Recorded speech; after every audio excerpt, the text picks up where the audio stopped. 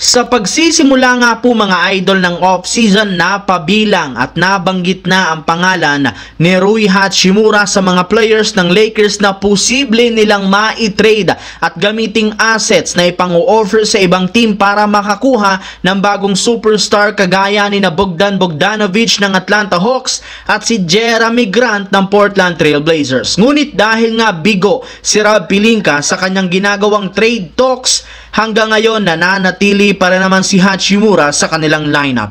Yes mga idol, kahit anong gawin, wala nga talaga silang mahanap na magandang package na papabor sa kanilang team. Dahil dyan, ibinulgar nga po ng Laker insider na si Jovan Bohan ng The Athletic na pansamantalang ititigil ni Rob Pelinka ang kanyang ginagawang negosasyon. Opisyal na rin naman nga po nilang tinanggal ang ilan sa kanilang mga players sa list na kanilang ititrade kagaya ni Rui Hachimura na hindi na nga po nila i-offer sa ibang team.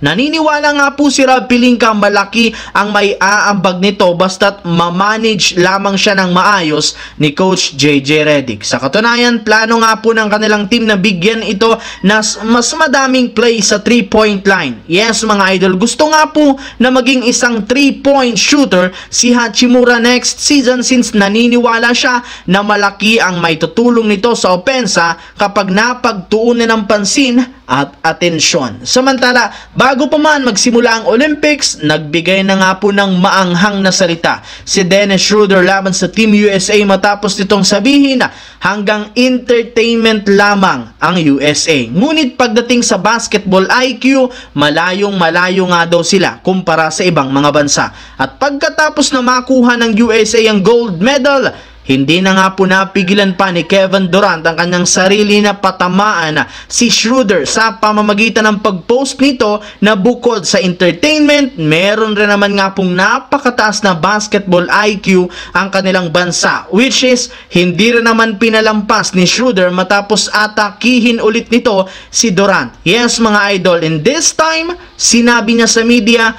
mahina nga daw si Durant bilang isang tao, bilang isang superstar, pumapatol nga daw ito sa mga nagsasasabi lamang ng katotohanan. As of now, wala para namang responde patungkol dito si Durant, ngunit sadyang asahan para ninyo, sasagutin niya ito sa mga susunod na araw. Sa kabilang banda, kung inyo nga pong matatandaan, simula nga po ng pangunahan ni Joel Embiid ang Philadelphia 76ers, hindi pa sila nakakapasok man lang ni isa mang beses sa Eastern Finals sa kabila ng pagiging contender nila kada taon.